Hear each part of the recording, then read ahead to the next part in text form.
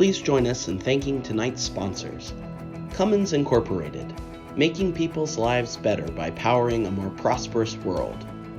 Bank of America, helping make financial lives better through the power of every connection. Blackbaud, empowering their customers to drive change and make the world a better place. And Medical University of South Carolina, changing what's possible in healthcare. Hi there, my name is Chase Glenn. I'm the Executive Director of the Alliance for Full Acceptance. We are an LGBTQ advocacy organization based here in Charleston, South Carolina. And I'm so excited for tonight's program. This is a really special thing that we have going on here with a special guest who's joining us. New Orleans chef Kelly Fields is joining us tonight. And Kelly has her roots in the Charleston area. We're going to talk about that. We're going to talk about her professional career and sort of where her life has taken her. And most recently, she has released a new cookbook, The Good Book of Southern Baking, which was just noted as one of the best cookbooks fall 2020 by the New York Times, which is awesome. So congrats, Kelly, on that. I want to bring you on screen so we can be here together on the screen and say, hi, how's it going? Hi, I'm good. How are you? Thanks for having me. Of course. Well, thank you for being here and being a part of this program. Just going to real quick just say, tonight is an opportunity for us to hear from Kelly and to hear about, her work with, her restaurant, Willa Jean in New Orleans, and, her life experience as being a James Beard Award semifinalist around outstanding pastry chef and sort of her life experience. But also tonight is a fundraiser for AFA. I'm just going to put that out there. These times that we're living in have been, a challenge for a lot of folks. And, as a nonprofit organization, we have felt this as well. And so tonight's a fundraiser, but it's fun because I'm just not asking you to give money without a nice little perk. We have an AFA donor who has generously pulled together a fundraising package for us tonight, along with Kelly's team. We have 20 I'm going to pull the book out here, 20 of Kelly's new books, The Good Book of Southern Baking, which is awesome. We have signed copies of these books, as well as $25 gift card for Indigo Road Restaurant Group, which includes numerous restaurants here in Charleston, Oku, the Macintosh, Indako, and others, as well as restaurants in other cities in the South. So this is a great little package, a $25 gift card, Kelly's amazing book, personally signed by Kelly. And tonight we're just asking if, for those who give a minimum donation of $100, you'll receive this package and we'll get with you and figure out how to ship it to you. And so that's, a nice little sort of, like I said, a perk for making a donation to AFA this evening. You can make a donation by going on our website, affa-sc.org, or you can text AFFA to 44321 and make a donation very easily, and we'll get in touch with you. The first 20 folks to donate $100 tonight will get a copy of Kelly's cookbook and this gift card. That's awesome. If you're not able to donate $100, we would still be grateful for your contribution if you're able. So, please feel if you're able to be generous in that way tonight, please feel free to donate. We would be grateful for your gift. All right, with that, I am bringing Kelly back on the screen here, and thank you again for joining us tonight. I'm so glad you were able to join us. Me too. Thanks for having me. So Kelly, you grew up in the Charleston area. And could you just share with us some about your own personal journey as growing up LGBTQ here in Charleston, sort of, where life took you and how you got to where you are today? I grew up in Somerville. I went to Somerville High School, graduated 1996. So my life coming out in Charleston, I don't really ever feel like I was I didn't have to come out. I think everybody just kind of knew from the get-go that I identified as queer. And back then, there wasn't really a community. The community was found. Where did we go? The arcade. back in the Yeah. day because it was a place you could go that was like 18 and up. So me and my one gay friend would go to the arcade literally every night, every weekend that we were able to go. And I moved to New Orleans right after high school to pursue both a woman and an education. Neither one of those things worked out, but I started cooking. So here I am, 25 years later.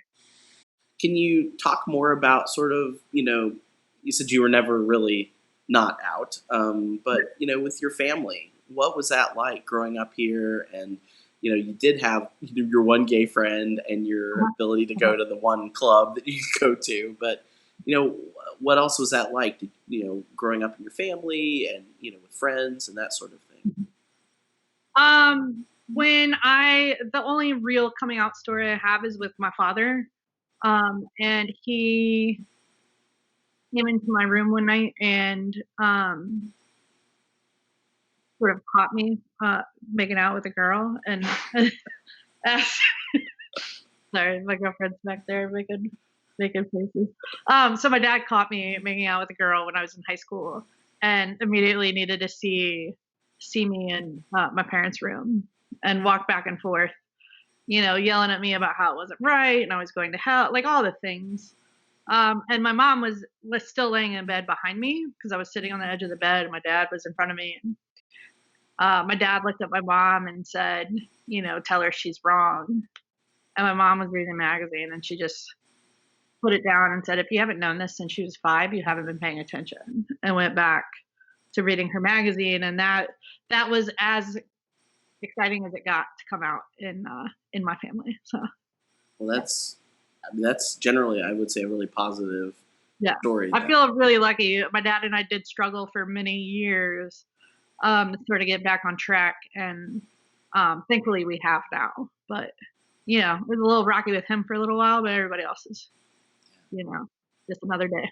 Well, that's awesome. It's good to hear. Yeah. Yeah. So I've been to your restaurant, Willa Jean in New Orleans, Mhm. and it's not to be strange, but there's a diversity of representation on your staff, and Mhm. I'm curious, is that was that intentional, and Mhm. does that play into a business strategy somehow for you? It was important to me when I was conceptualizing Lily Jean and building it. It's always been important to make it a space where all are welcome, from the staff to the guests and everybody in between.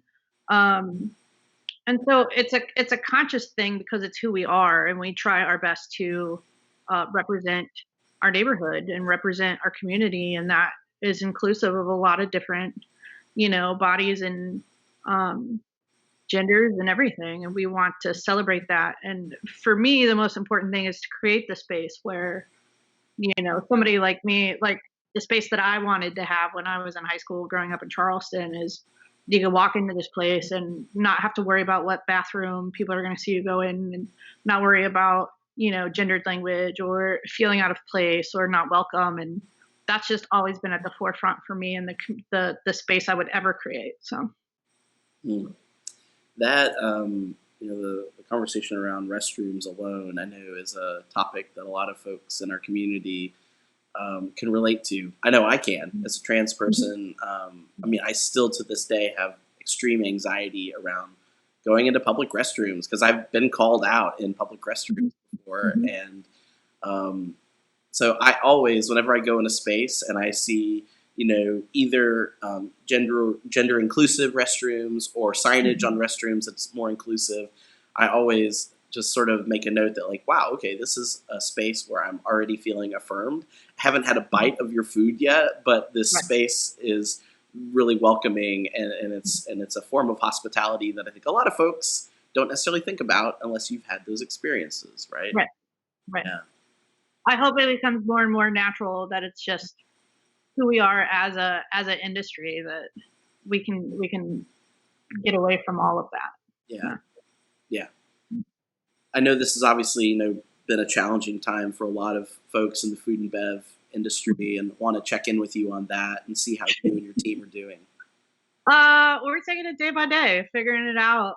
Um, I feel lucky that I have such a tremendous team behind me that show up every day and really, they show up swinging every day and do their best, and we're doing everything we can to get through it. We don't know how it's going to happen, but we're gonna try our best to get through it. So. Well, you know, uh, heard the dog barking in the background, which made Yeah, me he's outside think. somewhere. No, it's made me think. I have a dog, and this is every time I do a recording. I'm not in my house right now, so my dog isn't barking. But every time I do a recording, my dog is either barking or my baby is crying. So Yep. this is totally normal. But Mhm. along those lines, again, talking about Kelly's book here, I gotta position it right in the screen. I have to basically put it in my face because I'm doing a split screen right now. But the Good Book of Southern Baking. Um, Kelly, you just released this book just recently, and in this book there is a recipe for dog biscuits. Mhm. I have a dog, Cooper, which is officially the most common dog name in Charleston. Probably for obvious reasons for people who've been in Charleston. You go to a dog park and it's like there's 10 Coopers. You can't call your Oh, dog's name. But I'm excited to try the. I haven't tried the recipe yet. I'm excited to try that. But so that's gonna. I don't have a favorite recipe yet, but I'm anticipating that could be one of them. it's Do one of you? mine for sure. Yeah, I was gonna say, do you have a favorite recipe in the book? Um, I do love the dog biscuit because, I mean, for me, it's one of the most important biscuits we can make, period. Um, and my dog loves them, and anybody that knows me knows I'm obsessed with my dog, so it just makes sense. Beyond that, I really love. There's a chocolate pudding recipe in the book that I recommend that you serve warm, which is one of my most favorite things on the planet, and most people don't eat pudding warm. I've learned. So I think it's a revelation to eat warm pudding, and I also love love love my great aunt Jean's lemon chiffon pie. Like, I just have an emotional attachment to that recipe that'll always be there. Hmm. Mhm. That I mean, the whole emotional attachment to a particular recipe. I think a lot of us can relate to that. Mhm. I know with my mom's cooking in particular. And she passed away a couple years ago, but I will look at recipes now, and it's just immediately takes me back. So I'll have to look at Mhm. that recipe too. I like anything with lemon in it, so Yeah. that's sounds good. Talk to me about the sort of the process of creating a cookbook, and like when did you realize you wanted to do this? What kind of the journey in that and the process. I mean, for those of us who are outside of the industry and don't have any connection to publishing, have no idea what that would be like. What was that like? Um, it's a really strange, long, hard process that I think a lot of I have always, up until this, taken for granted. So about 3 years ago, a little over 3 years ago, I started the process of writing this book. And it starts with a proposal where you write, like, what might the title be? What are the chapters looking like? Like, what's the point of the book? Like, what's the point of the book, and why are you the person to write the book? And what books are you gonna be beside on a bookshelf in a store? They want to know all that stuff to, like, sell the book. Um, so this book kind of got mapped out as a love letter to my favorite foods that I've cooked or that I've eaten or that my family gathered around in the South. And I just wanted to celebrate Southern baking and Southern food, and in a way that sort of removed what I think is a false narrative of everything being, like, extra precious. Because I think that has been assigned to Southern baking unfairly. I don't know where it came from, but it's really gritty and it's really simple and it's really humble. And I just wanted to celebrate that part of Southern baking. Hmm. Yeah. That's interesting that you said it like that because the one thing that stood out to me as I was even just initially took the book in my hands, was sort of flipping through it, is you have this recurring sort of box, this "what's mine is yours" Mhm. box, and that kind of openness in sort of just kind of breaking open this idea of Southern baking as being, like you said, just sort of you know I'm trying to repeat what you just said, and I'm not doing a very good job. But that, even just that phrase of "what's mine is yours," and those little Mhm. tips and little, statements throughout the book kind of speaks to Mhm. that sort of openness and I don't know, just kind of leveling the playing field when it comes to people like me who are just everyday people who like good food and want to learn how to bake, and so it's really cool. Yeah. I mean, at the end of the day, we're the same. I'm just an everyday person who really likes I like food enough to, like, play with it and find a way to get paid for it, and so, I don't think I'm particularly better than anybody else at this. I think I'm more practiced than a lot of people, and that's what the difference is. But I think everything in that book is really approachable, and the whole intimidation of chemistry and science and exactness of baking. Um, I also think that's kind of a false narrative, so I wanted to take that away too and make everything just fun to do. Yeah, that's Yeah, awesome. I want yeah, to make sure I hold up the book one more time for folks. yeah. So this is the Good Book of Southern Baking. Kelly Fields, who is our guest here tonight, and again, this is a fundraising moment for us. We've pulled together a package that includes a signed copy of this book. I love how Kelly signed these books. I have to read it to you here. In Biscuits We Trust, Happy Baking. And so, signed copy of this book, as well as a $25 gift card to Indigo Road Restaurant Group restaurants. There are many here in Charleston, but there's others around the South. So this isn't just exclusive to Charleston, although we all need to be thinking about when we're moving back out in the world and traveling again. You can take this with you if you want to come to Charleston and visit restaurants or go elsewhere. I've got it on the screen here. You can text AFFA to 44321 or our URL, which is also on the screen. So you can donate there. And the first 20 who do this, you get a copy of this book, get one of these gift cards, and that's that would be awesome for us, and it helps us as an organization be able to continue the work that we're doing in the community for LGBTQ folks here in South Carolina. Um, Kelly, what else? What anything else you'd like to share about the cookbook or this process or anything?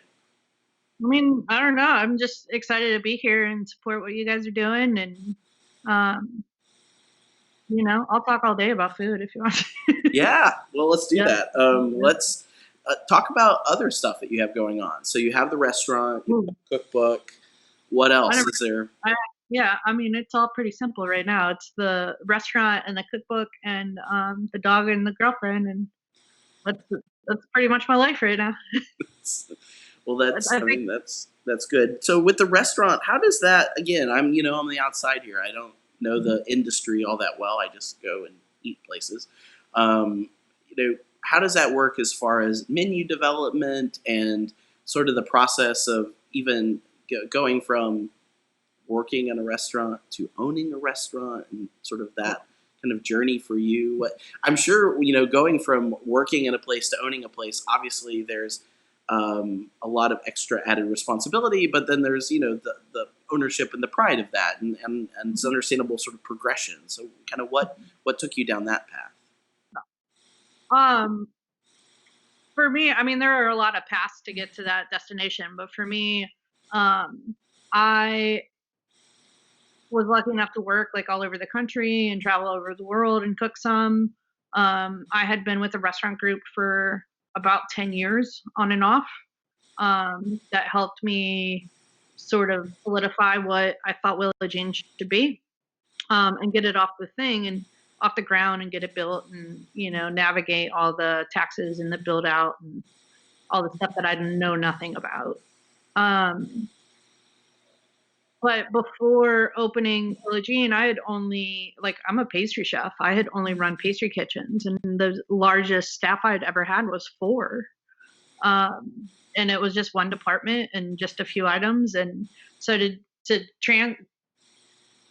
sort of like grow from four people in a small space to running a restaurant and having relationships with front of the house managers and having I think at our biggest we had 113 people on staff.